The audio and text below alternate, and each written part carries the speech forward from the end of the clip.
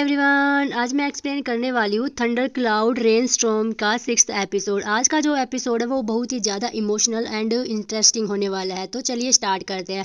अगर आप मेरे चैनल पर नए हैं तो प्लीज़ सब्सक्राइब कर लीजिएगा। तो एपिसोड के स्टार्टिंग में दिखाया जाता है कि जॉन का कलीग उसे और उसके काम करने वाले को एक गुड न्यूज़ देते हैं।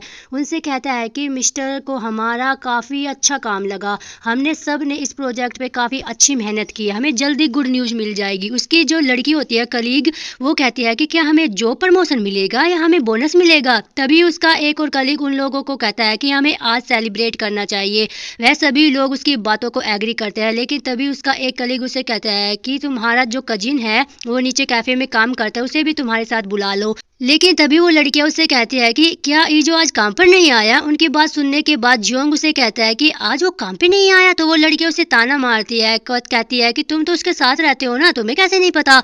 मैंने सुना है कि उसे आज हॉस्पिटल में जाना पड़ा। ये कहकर वो लड़कियां वहां से चली जाती है। आगे हम देखते हैं कि जियोंग ईजो को कॉल करता रहता है, लेकिन उसका कॉल नहीं उठाता। और तभी हम देखते हैं कि जैसे ही वो ऑफिस से बाहर आता है जियोंग, तो उसका कजिन उससे मिलने के लिए आता है। जियोंग उसे कहता है कि तुम यहाँ पे क्या कर रहे हो, लेकिन तभी ईजो का बॉस उन दोनों को एक साथ बात करते हुए देख लेता है। उसका कजिन उसे कहता है कि मैं अंकल से मिलने के लिए आया हूँ। जियोंग उसे कहता है कि ठीक है, मिलकर चले जाना जल्दी।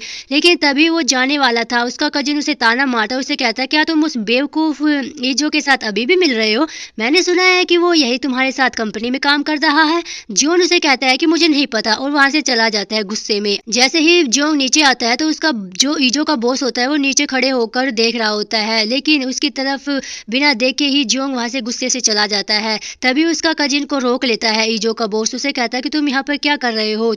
वो कहता है कि अच्छा तो जियोंग तुम्हारा नाम है। तो वो उसका बॉस से कहता है कि ओ क्या मैं इतना फेमस हूँ। तो वो उससे कहता है कि मैं उसका कजिन नहीं हूँ, बल्कि वो मेरा भाई है सौतेला। लेकिन तभी उसका बॉस उसे कहता है कि उसे धमकी देना बंद कर दो। लेकिन तभी वो हंसने लगता है और उसको बॉस को ताना मारता है, कहता है क्या वो अब तुम्हारे साथ है।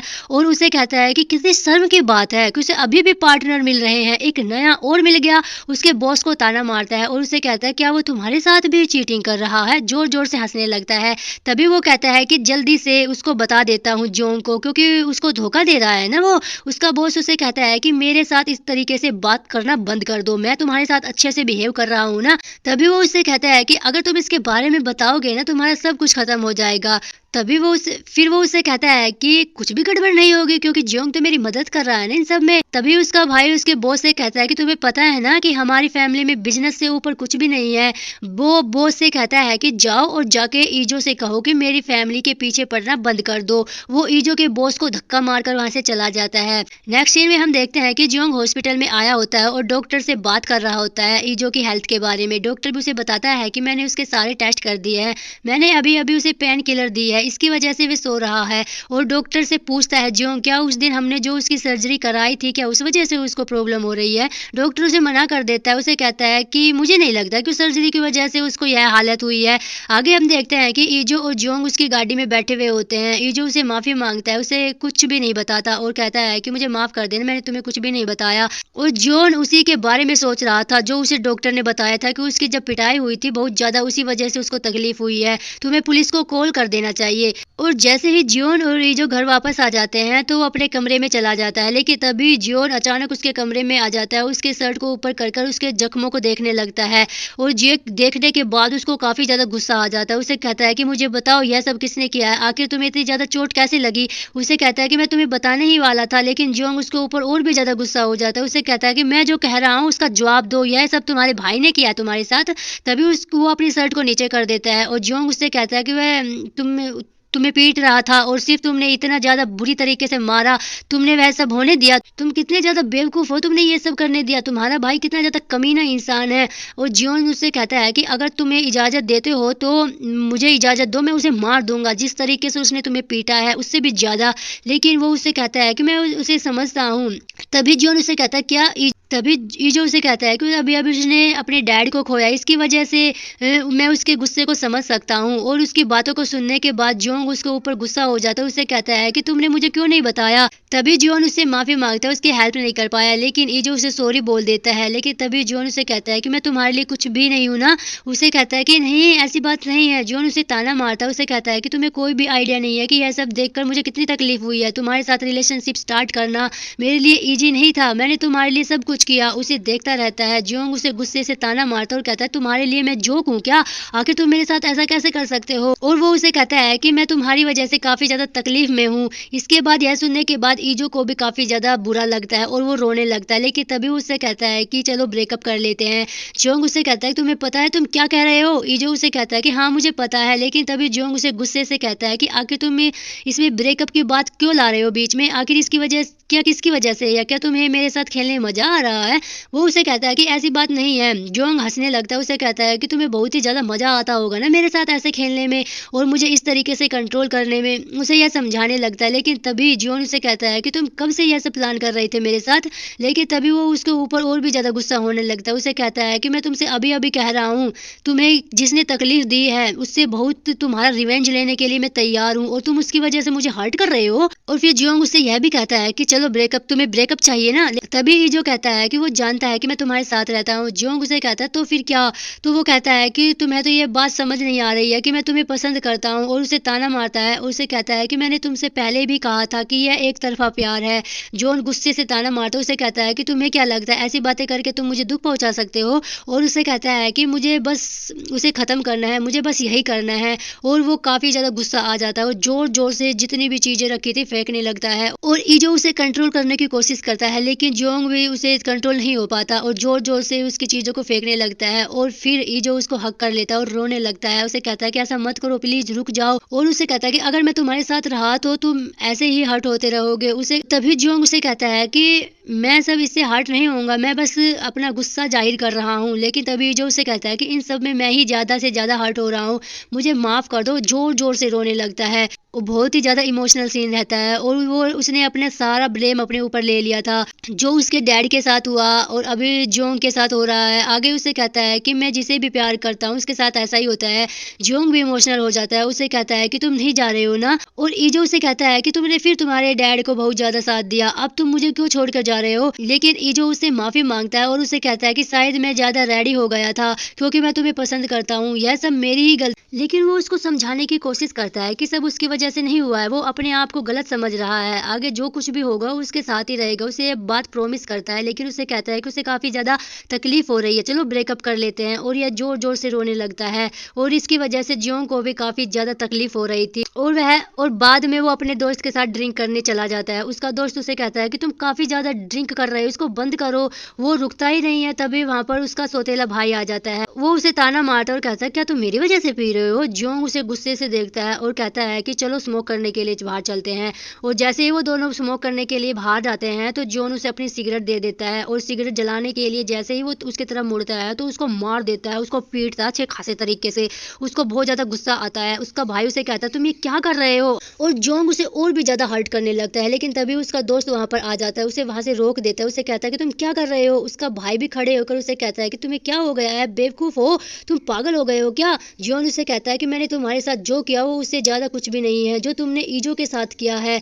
आगे उसका भाई उसे ताना मारता है कि उसे कहता है कि ईजो ने तुम्हें तो सीड्यूस किया है, आखिर तुम उसके लिए पागल हो गए हो। और फिर वो उससे कहता है कि अपनी जुबान बंद करो और कहता है कि मैंने देखा है कैसे वो मेरे डैड के सामने इनोसेंट बनने की एक्टिंग करता था, लेकिन जब वो हॉस्पिटल में भर्ती हुए तो वो तुमसे ही चिपकता रहा उस पूरे हॉस्पिटल में। लेकिन वो उससे गुस्से से कहता है कि अपनी जुबान बंद कर लो जियोंग। और उसका भाई उसे ताना मारने लगता है, उसे कहता है कि यह बात तो सच है ना, उसने तुम्हें सीड्यूस किया है। वो उसे कहता है कि वो मेरे साथ भी ऐसा ही करता है, वो तो दूसरों के साथ भी अभी भी किसी और के साथ घूम रहा होगा, वो तुम्हें बेवकूफ बना रहा है। उसकी बातें सुनने के बाद जोंग को उसके ऊपर और भी ज्यादा गुस्सा आता है। अगली सुबह हम देखते हैं जोंग अपनी ऑफिस के कार में गाड़ी में बैठा रहता है और उसके भाई की बातों को सोच रहा होता है, जो जो बातें उसने बोली थी कि वो इनोसेंट है, वो ये सब करता है। लेकिन तभी वहां पर उसके डैड का सेक्रेटरी आ जाता है, उसे कहता है कि सीईओ आपको याद कर रहे हैं। तो वो अपने डैड के साथ कार में बैठा हुआ होता है। उसके डैड भी उसे गुस्से से कहता है कि मैंने तुमसे पहले ही कहा था अपने गुस्से को कंट्रोल रखो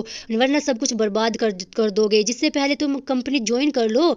और जोंग अपने अपने डैड से कहता है कि मैं दोनों भाइयों के बीच में फंस गया हूँ, लेकिन यह बात इतनी भी ज़्यादा बड़ी नहीं है। और उसके डैड उसे ताना मारते उसे कहता है, क्या तुम्हें पता नहीं है कि वो लोग यही चाहते हैं कि तुम इस तरीके से बिहेव करो। और वो अपने डैड से कहता है कि नहीं, वो नहीं चाहते हैं। और उसे कहता है कि उस लड़के से तुम दूर ही रहो। उसका डैड बोलता है तुम्हारे लिए अच्छा होगा। लेकिन तभी जोंग अपने डैड से कहता है कि मैं अपने कजिन के साथ करीब हो रहा हूँ, इसमें कुछ भी गलत नहीं है।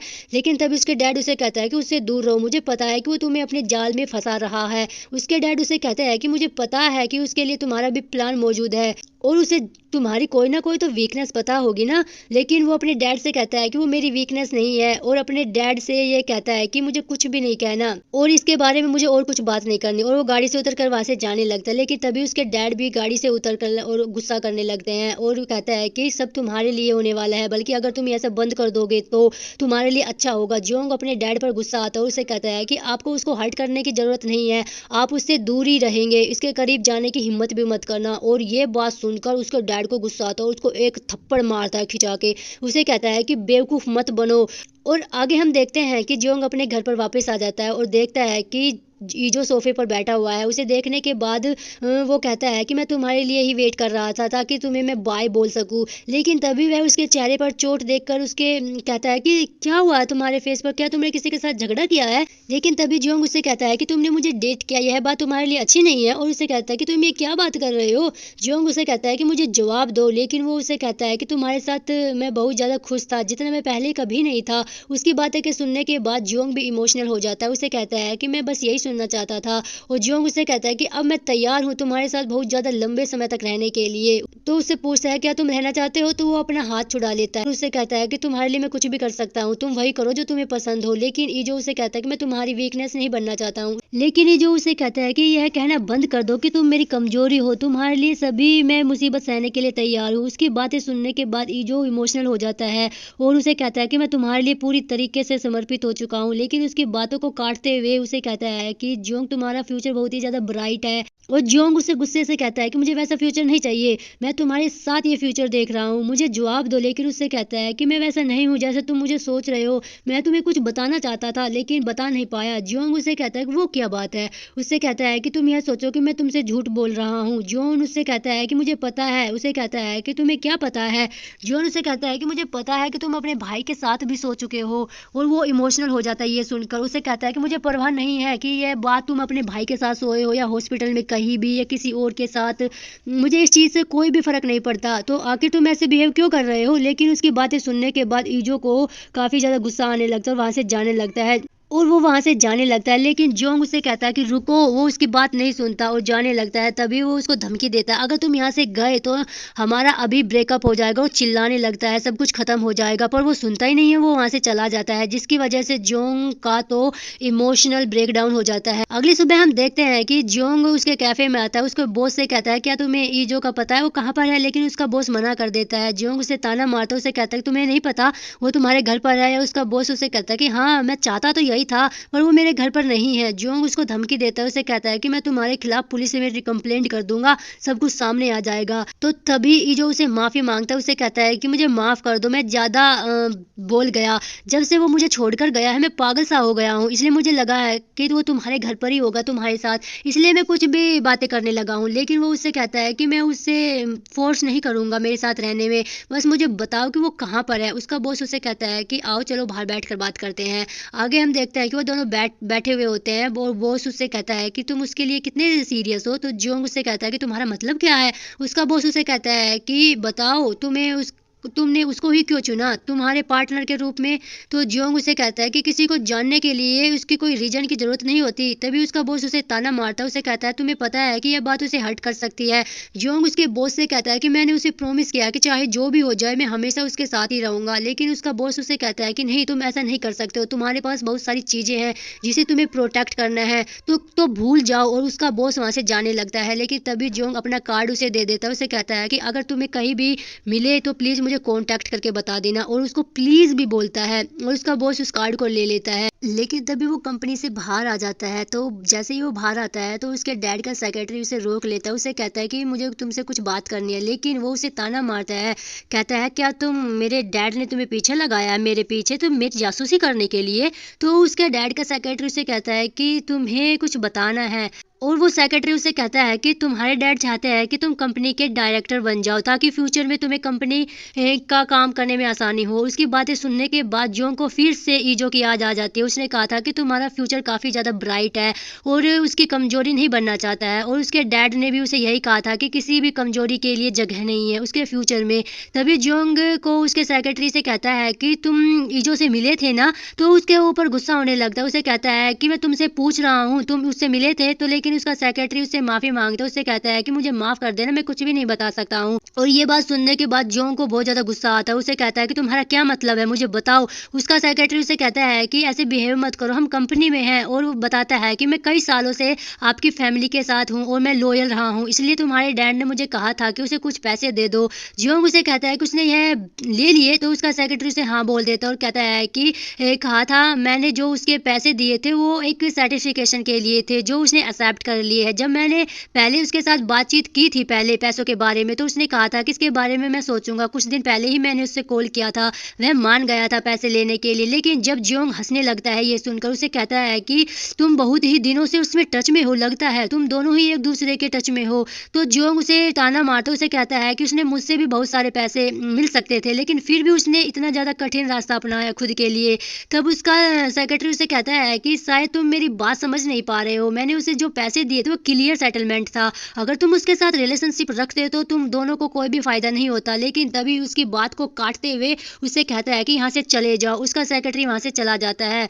आगे हम देखते हैं कि जियोंग ईजो को मैसेज करता है और कहता है कि आई एम सॉरी, मुझे माफ कर दो उन सब के लिए, इन सब में मेरी ही गलती है, मैं तुम्हें प्रोटेक्ट नहीं कर पाया हूँ। और उसमें लिखता भी है मैं तुम्हारे साथ अच्छे से बिहेव करूंगा, तुम्हारे बिना नहीं रह सकता हूँ। लेकिन तभी उस तरफ से ईजो का मैसेज आता है और वो पढ़कर हैरान हो जाता है, क्योंकि उसने लिखा था कि मैं कभी भी मेरे भाई के साथ नहीं सोया हूँ। और इसी मैसेज को पढ़ने के बाद वो थोड़ा खुश हो जाता है और हंसने लगता है। और इसी के साथ ही हमारा प्यारा सा एपिसोड कंप्लीट हो जाता है। अगर आपको मेरा एक्सप्लेनेशन अच्छा लगा तो प्लीज़ सब्सक्राइब कर लीजिएगा। मिलते हैं नेक्स्ट एपिसोड में। आज के लिए बस इतना ही। Thanks for watching, bye bye.